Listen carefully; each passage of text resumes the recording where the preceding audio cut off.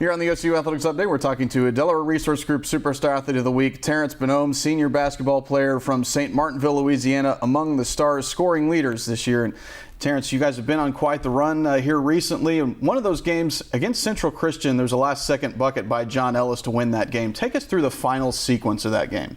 I feel that game started from the Whalen game, to be honest, because Jonathan called the timeout when we hit the shot to go into to win the game, and he called the timeout. So in the timeout, after the game, I told him the basketball guys go look out for you. I don't know when they go do it, but they go look out for you. So the next game, coach draws up one of our plays, one of our go-to plays, and it's supposed to get Rydell the ball, and I was supposed to be like the decoy coming off, or either they take me or take Rydell. We didn't execute it at all. So when I get up to the top of the key, I'm watching John, and he's just dribbling, like waiting for somebody to get open, and I yell at him and just say, just go, because there's nothing bad can happen where it's tied up. The worst can happen is overtime, and we've been there before. So he went in, he did a floater, and he just went in. I told you, the basketball gods, they will look out. Earlier in the year, you had 28 points in a double overtime win at USAO, wild game. What do you remember about that game? The biggest thing I remember was I fouled out in the second overtime. But leading up to all of that, that was an exciting game. They had just became ranked number 7 in the country. So, and I always love playing at USAO. I don't know why they always get their baseball players there. The crowd's always crazy. So I always like playing there. So that had a lot to do with it, but that's one of the best games I've played at OCU. I would have to say that game was very fun. You've had a handful of clutch baskets, a couple of game winners, one last year against Haskell, one against St. Greg's the year before. Is there one individual play that maybe sticks out to you over your career? I would probably have to say the St. Greg's one at St. Greg's, because all the starters were playing bad that game, and at the beginning of the second half, I didn't play. No starter played until the last 8 minutes of the game. It was one of those coaching decisions of, like, if y'all don't want to play, I'm gonna find the players who do want to play. So I had a chance to sit back and watch the game and watch everything. And when that opportunity presented itself, I just love that moment of just shooting that shot. I feel I practice it every day, so it's just like it's routine. You told the story about when you were playing on the military base before you got to OCU. Your nickname was Rondo because you couldn't shoot. Yeah. That's not the case anymore. You're one of the best shooters on the team. How did you go about kind of developing that skill, and how much hard work went into that? Long nights in the Army. It started with the Army. Just getting off of work from the Army and just wanting to go shoot. Weekends, it was a 24-hour gym. I would just go in there and shoot. And guys, I was getting tired of being told, hey, he's a good player, but he just can't shoot, so we just not gonna guard him. So I already knew how it would have been in school if I wanted to work at it, just not to hear people talk. And when I tell people back home now, man, when I step on the court now, they yell shooter. They still can't believe it. So it was a lot of hard work and dedication, but it comes with time. 2 more regular season games for you guys, conference tournament, national tournament on the horizon. What's the team's mindset right now? The whole week is championship week. Our whole theme this week is championship week. Since I've been here, I've never been in this position, and that's been 5 years because of the red shirt year. Never been in a position to win a regular season conference championship. Last year, I was hurt when we was in the tournament for the championship. So our whole mindset is talk, communicate on the court, communicate in practice, and trust one another all week. You mentioned you've been here 5 years. You sat out one of those years with an injury. What will you take away from your time here at OCU?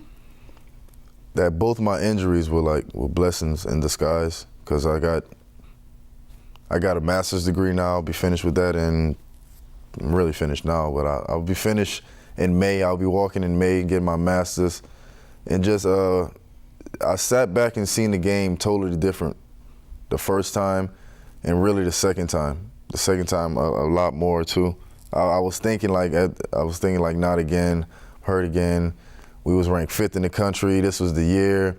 But I took a lot from it, just being more of like a player coach, telling players like, you know, like just seeing little things on the court that I could help with. I took a lot from those injuries. I wouldn't want it to happen again, but I took a lot from those injuries. Would you ever thought during your first year at OCU that you'd be finishing with a master's degree 5 years later? Never. Never thought that.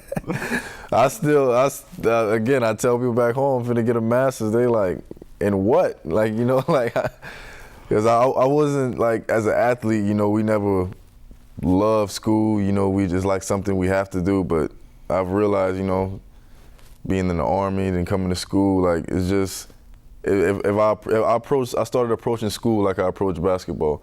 I put in the time and effort to get a jump shot. So if I put in the time and effort for school, everything's gonna come to. And lo and behold, I'm about to get a master's degree. So what's next for you? Any ideas? I actually have a couple job offers from the Army, working as a civilian overseas. One of them, I started the process with it, so I may be leaving in April as soon as my security clearance gets cleared. So I'll probably be in Baghdad at the embassy in Baghdad. All right, talking to Delaware Resource Group Superstar Athlete of the Week, Terence Bonhomme. You can follow the Stars on OCUsports.com.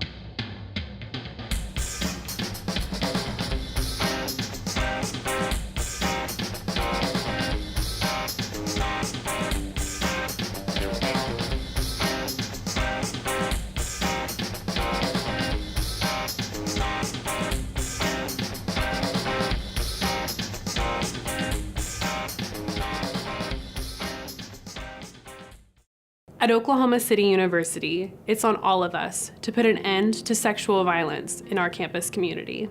Title IX is a federal law that addresses our students' right to education free from sex discrimination. OCU Athletics is committed to fostering a culture of respect for all members of our community. We aim to embody respect and sportsmanship in all aspects of life. And it's our job as athletes to intervene when something isn't right. It's our responsibility as athletes, role models, and members of the community to look out for one another. OCU athletes are not just champions on the field. We also strive to be champions of character. Consent is explicit, not implied. Sexual contact without consent is sexual assault. It's on us. It's on us. To intervene when something doesn't seem right. To recognize that alcohol is never an excuse. It's on us. It's on all of us. To make it known we will not tolerate this from peers, teammates, friends, anyone. To create an environment that respects everyone's rights and boundaries. To do the right thing. It doesn't just happen to women. It's on us as teammates to lead by example. To make it known that jokes about sexual assault are unacceptable. To step up and say something. To step up and say something. To step up and say something. To never blame the victim. To support survivors. To be more than a bystander. It's on us. It's on us. It's on us. Every day we all choose the type of person that we want to be and the type of athlete that we want to be. And for me, the important lesson there is you got to wake up every day willing to earn it and make the most of it. It's on us. It's on us. It's on us. It's on all of us, OCU.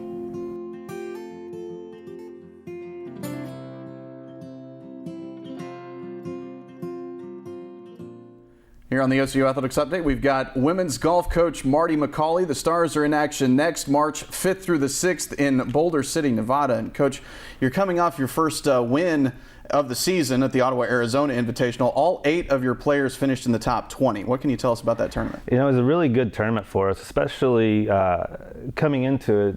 We had only been outside 2 days for practice. And we usually start the season mid-February, but this year, I felt with having 4 freshmen and a sophomore and kind of a younger group, it'd be good to go ahead and get into the mix, get things going a little bit earlier. So we decided to go out to Phoenix, and like I said, it's only 2 days practice. I didn't really know what to expect, but they played incredible. It was really cool to see. They, I know they worked hard in the off season, and we improved. And in golf, that's a hard thing to do because off season golf is obviously November, December, and most of January. So it's not like your prime weather time. So mentally, we were a lot better, and I'm really looking forward to going to Las Vegas here in a few weeks and getting back in action, because they've certainly worked very hard since then as well. What are going to be some of the highlights of your spring schedule? Our next 3 tournaments are all NCAA Division I tournaments.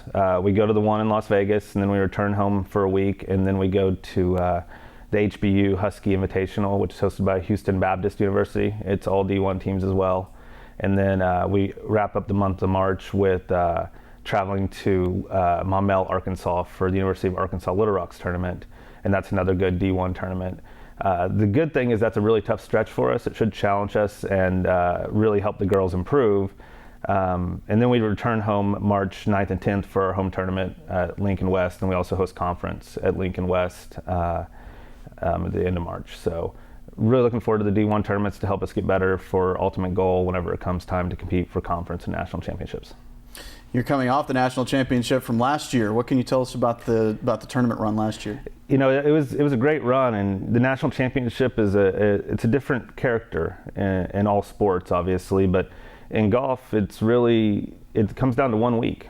We weren't ranked number 1 the entire season. I don't think we received one number 1 ranking vote the entire season, and we were kind of hovering in the 3 to 5 range, and had a great couple weeks of preparation leading into it, and got there, and kind of, I think, possibly surprised some people. I wasn't surprised. I had a lot of faith in the group, having a group of we had 5 seniors on the team, and 3 of those seniors competed at the national championship for us. So I wasn't surprised, but we got very fortunate. I think that the win came up, and that helped us, obviously being from Oklahoma, but they certainly earned it. They worked hard enough, and the team chemistry, the love for one another was, I think, the characteristic that led us to that national championship.